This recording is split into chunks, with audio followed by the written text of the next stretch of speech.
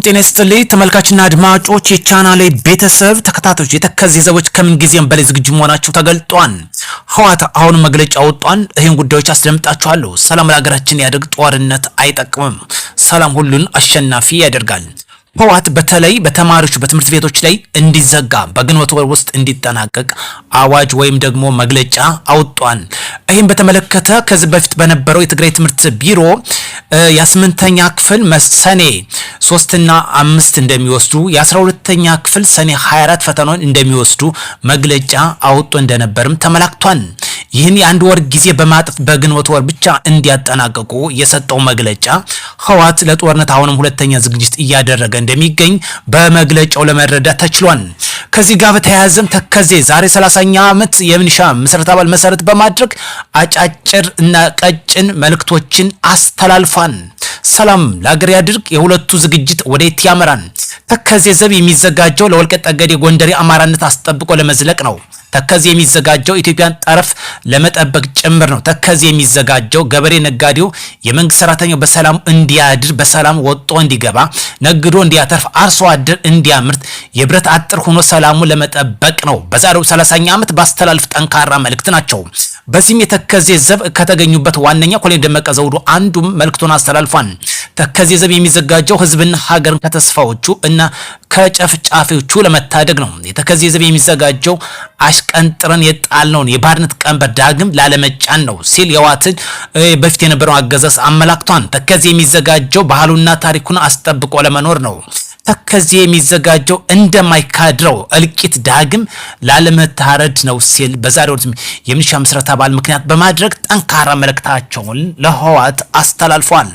የተከዜ ዘቦች ከዚህም በፊት በሰሜኑ ጦርነት እናስታውሳለን። በተለይ ከአንዴም 12 ጊዜ ሞክሮ ተከዜ ዘቦችን ሰብሮ ለማለፍ ብዙ ጊዜ ቢሞክርም ሳይሳካለት የቀረ ነው።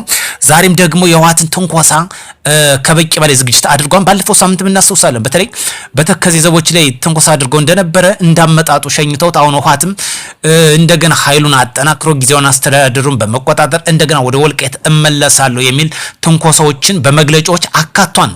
በተለይ ከሰጣቸው በመግለጫዎቹ በዋነኛነት ማንኛውም ትምህርት ቤት በግንቦት ወር እንዲጨርስ፣ ይህ ማለት ወጣቱን ገና ትምህርት ገበታውን ያልጨረሰውን ወደ ሰዓት ለመቆስቆስ ዳግም እየተዘጋጀ መሆኑ ያመላክታል። ሰላም ይቅደም። ጦርነት በየትኛውም አቅጣጫ አይጠቅምም። መንግስት የዘረጋለችን ሰላም ጥሪ ተቀብለው ይገባሉ። በኦሮሞ ብሔረሰብ አስተዳደር ባንቲ ወረዳ ታጥቀው በጫካ ሲንቀሳቀሱ የነበሩት የኦነግ ሸኔ ታጣቂዎች መንግስት የዘረጋላቸውን እስከነ ሙሉ ትጥቃቸው ተቀብለው ገብተዋል። ሰላም ለሁሉ አሸናፊ ያድርጋን። በጦርነት የሚፈታ ጉዳይ የለም። የአውሮፓ ህብረት በኢትዮጵያ ላይ ተጥሎ የነበረውን የቪዛ እገዳ ማንሳቱ ተመላክቷል። የአውሮፓ ህብረት ምክር ቤት እንደ አውሮፓውያን አቆጣጠር በ2024 በኢትዮጵያ ላይ ተጥሎ የነበረው ጥብቅ የሸንገን ቪዛ ገደብ ለማንሳት መወሰኑን በትናንትናው ዕለት አስታውቋል። ምክር ቤቱ በቀደም ሲል ገደቡን ጥሎ የነበረው ኢትዮጵያ በህገወጥ መንገድ ወደ አውሮፓ የገቡ ዜጎች መልሳ ለመቀበል ትብብሯን እንታሻሽል በማድረጉ መሆኑ ተሰምቷል። ህብረቱ ባደረገው አዲስ ግምገማ የኢትዮጵያ መንግስት ዜጎችን በማንነት መለየት የጉዞ ሰነድ በመስጠት መልሶ በማደራጀት ረገድ ያሳየው ትብብር በከፍተኛ ሁኔታ መሻሻሉን አረጋግጧል። ውሳኔው ለበዓል ሀገራቱ በይፋ ከደረሰ በኋላ ወዲያውኑ ተፈጻሚ እንደሚኖረው አመላክቷል። ወደ ቻናል ቤተሰብ ተከታታዮች አዲስ የሆናችሁ ሰብስክራይብ ቤተሰቦች ላይክ ሼር ማድረጋችሁን እንዳትረሱ። አዲሱ የትግራይ ፓርቲ በመንግስት እውቅና የተሰጣቸው የህወሓትን አገዛዝ ለማሽቀንጠር ዝግጁ መሆናቸው ተመላክቷል።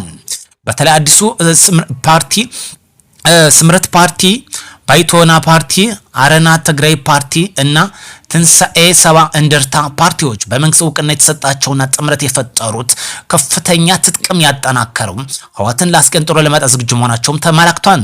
ታዋቂ ግለሰቦችና ተጽዕኖ ፈጣሪዎችም የተወጣጣ መሆኑን ይነገርለታል። የምክር ቤቱ መስራችና አባል የሆነው የስምረት ፓርቲ የሚዲያና የኮሚኒኬሽን አስተባባሪ አቶ ብርሃን ገብረስ ኢየሱስ እንደገለጹትም የዚህ ስብስብ ዋነኛ ዓላማ በትግራይ ክልል መሰረታዊ ስርዓት ለውጥ ለማምጣትና መፈንቅለ መንግስት የክልሉ ስልጣን የተቆጣጠረው ኃይል በአጭር ጊዜ ውስጥ ማስወገድ ነው ሲልም መልእክቱን አስተላልፏል።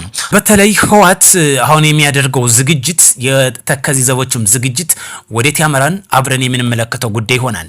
ነገር ግን የፌደራል መንግስት በጀቱን እንዳይለቀኛ ማሳሰብ እንፈልጋለን። የፌደራል መንግስት የሚያደርጉት ለትግራይ ክልል በጀት ሙሉ በሙሉ ለውጊያ እንደሚጠቀምበት ምንም ግልጽ ነው። ሰብአዊ እርዳታ ሲደረግም ለወታደርና ጥቅም እንደዋሉ ይታወሳል። በሰሜን ጦርነት አሁንም ይህን ጉዳይ የሁለት ወር ደሞዛቸውን ቅልጭም እንዳደረገ በመግለጫው አመላክቷል።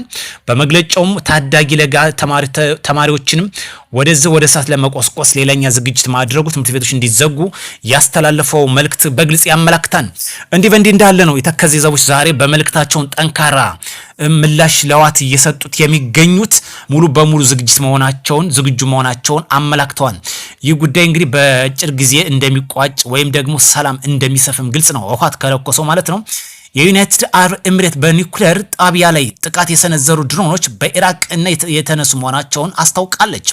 ባለፈው ሳምንት በኒውክሌር ኃይል ማመንጫ ጣቢያው ላይ የተሰነዘሩ ድሮኖች መነሻቸውን ከኢራቅ መሆኑን የዩናይትድ አረብ ኤምሬትስ መከላከያ ሚኒስትር ማክሰኞ ዕለት ባወጣው መግለጫ አስታውቋል። የመከላከያ ምስራቅ ጦርነት ከተቀሰቀሰ ጊዜ ጀምሮ በኢራን የሚደገፉ ታጣቂ ቡድኖች ተመሳሳይ ጥቃቶች ሲሰነዝሩ የቆዩ ከዚሁ ከኢራቅ ምድር በመነሳት እንደነበርም ይታወቃል። የኤሚሬትስ መከላከያ ሚኒስትር ጥቃቱ መነሻ በተመለከተ የሚከተለው መግለጫ አውጧን። እንደ አውሮፓውያን አቆጣጠር ግንቦት 17 2026 በካራድ የኒውክሌር ኃይል ማመንጫ ጣቢያ ላይ የተፈጸመው ግልጽ ጥቃት በተመለከተ የተካሄደ ባለው ምርመራ በቴክኒክና በክትትልና በቁጥጥር በተገኘው መረጃ መሰረት 3 ድሮኖች መነሻቸውን ከኢራቅ ግዛት መሆኑን አረጋግጧል። ይህ ጉዳይ በመካከለኛው ምስራቅ ያለው እስካሁን ድረስ ሳይረግብ ወደ ጦርነት ከገቡ በኋላ ወደ ከፍተኛ ደረጃ እንደሚሸጋገርም የተለያዩ ተንታኞች ስጋታቸውን እየገለጹ ይገኛሉ። ሰላም ለዓለማችን፣ ሰላም ለሀገራችን ያድርግ፣ ጽንፍና ጦረኝነት ይውደም። ህወሓት ካንዴ ሁለቴ አልማር ብሎ ዛሬም ተማሪዎችን በመከልከል ከትምህርት ገበታቸው ለጦርነት እያዘጋጀ ይገኛል። ይህ ደግሞ በዋነኛነት ትምህርት ቤቱን በመዝጋት ወደዚህ ውስጥ እንዲገቡ ነው። ጽንፈኛ ህወሓት አገር ሻጭ ባንዳና ተላላኪ አስፈጻሚ መሆኑን በግልጽ ያሳየ ነው። ሰላም ለሀገራችን ያድርግ። ወደ ቻናል ተከታታዮች በሌላ መረጃ እስክንገናኝ ላይክ፣ ሼር፣ ሰብስክራይብ ማድረግ እንዳይረሳ። መልካም ምሽት። ሰላም ለሀገራችን ያድርግ። ጦር በየትኛውም አቅጣጫ አይጠቅምም። ቅድሚያ ለሀገራችን ብሔራዊ ጥቅም እንስጥ። ልዩነታችን በሰለጠነ መንገድ እንፍታ።